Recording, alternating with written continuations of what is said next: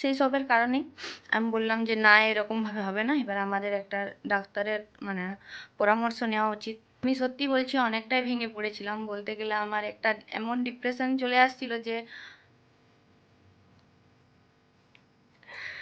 মানে আমি চাইলেও সেটার থেকে উঠতে পারছিলাম না। আমার বর বারবার আমাকে বোঝানোর চেষ্টা করছিল, কিন্তু মানে আমি সত্যি বলছি নিজেকে মানাতে পারছিলাম না। তো সেই সব সেই সবের কারণেই আমি বললাম যে না এরকমভাবে হবে না, এবার আমাদের একটা ডাক্তারের মানে পরামর্শ নেওয়া উচিত। তো এই বলে বর বারবার বলছিল যে না আর কিছুদিন আমাদের দেখা উচিত, তারপরে আমরা ডাক্তারের কাছে যেতেই পারি। তো সেই ভেবে আজকে আমি গেছিলাম ডাক্তারের কাছে। তো তোমরা ভিডিওটা দেখো, তাহলেই হয়তো জানতে পারবে।